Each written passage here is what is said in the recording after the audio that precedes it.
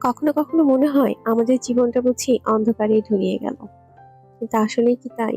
না। যখন আমরা অনেক বড় বিপদে পড়ি বা যখন কোনো কিছু আসলে কোনো রাস্তা খুঁজে পাই না, মনে হয় যেন আমাদের জীবনটা আসলেই অন্ধকারে ডুবে যাচ্ছে, কিন্তু আসলে এমনটা কিছুই হয় না। মনে রাখবেন, অন্ধকারের পরেই কিন্তু আলো।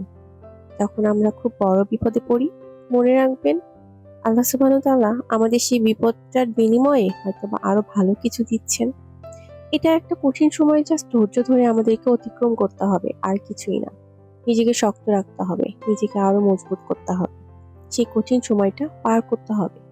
আমাদের সৃষ্টিকর্তাকে বেশি বেশি স্মরণ করতে হবে এবং মনে রাখবেন তিনি আপনাকে আরো মর্যাদাবান করতে চাচ্ছেন এবং আপনার জীবনে আরো উন্নতি করবেন বলেই এই দুঃখ বা দুর্দশাটা এনেছে।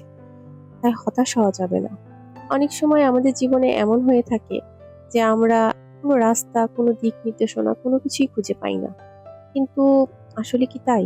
না, কোনো না কোনো রাস্তা খোলা থাকেই। তখন আমাদেরকে আল্লাহ সুবহানাহু ওয়া তাআলার কাছে সমর্পণ করতে হবে। তার কাছে সাহায্য চেতে হবে। আর আমাদের সৃষ্টিকর্তা সে কি কখনো আমাদের ফেলে দিবে? কখনোই না। তিনি অবশ্যই আমাদের এই বিপদ থেকে উদ্ধার করবেন। তবে অনেক সময় এরকমটা হয়ে থাকে, মনে হয় যে আমাদের জীবনটাই বুঝি এরকম। সবাই তো কত হ্যাপি আছে। কিন্তু আসলে না, আপনি আশেপাশে তাকিয়ে দেখুন, আপনার থেকেও অনেক কষ্টে আছে। সেক্ষেত্রে আমরা সবসময় এটা বলতে পারি না, আলহামদুলিল্লাহ অনেক ভালো আছি।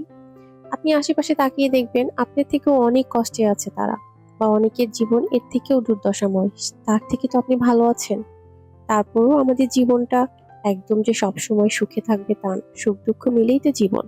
তবে আমাদের সবসময় যে দুঃখ নিয়ে আমরা হতাশা হয়ে পড়বো তা কিন্তু নয়। দুঃখটাকে আমাদের অতিক্রম করতে হবে, আমাদের সামনে এগিয়ে যেতে হবে। আর বিপদকে অতিক্রম করার সব থেকে ভালো পন্থা হলো ধৈর্য ধরতে হবে। সেই মুহূর্তে জানি মাথা কোনো কাজ করে না, আমাদের কোনো কিছুই ভালো লাগে না, মনে হয় না যে কি করব কি করব, কি করলে এখান থেকে উদ্ধার পাবো। তখন আমাদের মনকে শান্ত রাখতে হবে, আমাদের ধৈর্য ধরতে হবে, আল্লাহ সুবহান তাআলার উপর পূর্ণ বিশ্বাস রাখতে হবে, তার কাছে সাহায্য চেতে হবে। দেখবেন সে অবশ্যই কোনো না কোনো রাস্তা বের করে এই বিপদ থেকে উদ্ধার করতে হবে। আর সেই মুহূর্তকে নিজেকে অনেকটাই শান্ত রাখতে হবে, ধৈর্য ধরতে হবে।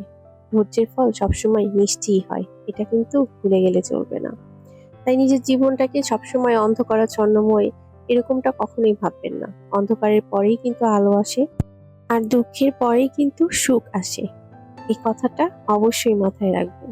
এই কথাটা মাথায় রেখেই বিপদে আমাদের ধৈর্য ধারণ করতে হবে এবং সামনের দিকে এগিয়ে যেতে হবে।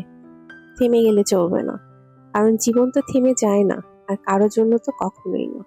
তাই আমাদেরকে সামনে এগিয়ে যেতে হবে এবং ধৈর্য ধারণ করতে হবে। একটা জিনিস মনে রাখবেন, যখন আমরা কঠিন বিপদ বা কঠিন পরিস্থিতিতে নিজেকে শান্ত রাখি, তখনই দেখবেন আমাদের জীবনটা সামনের দিকে এগিয়ে যায়, তখনই আমরা সফলতার মুখ দেখতে পাই। অবশ্যই এই কথাটা মাথায় রেখেই আমরা সামনে এগিয়ে যাব এবং কঠিন বিপদে নিজেদেরকে শান্ত রাখবো, নিজেদেরকে অনেক অনেক অনেক শান্ত রাখবো এবং ধৈর্য ধরবো, আল্লাহ সুবহানাহু ওয়া তাআলার কাছে সাহায্য চাবো। দেখবেন জীবনটা আগামীতে আসলেই অনেক সুন্দর।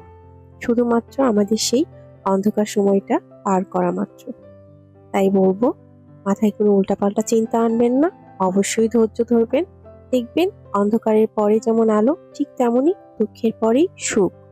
তাই কঠিন পরিস্থিতিতে আমাদেরকে ধৈর্য ধারণ করে সেই কঠিন সময়টা, কঠিন পরিস্থিতিটা আমাদের অতিক্রম করতে হবে।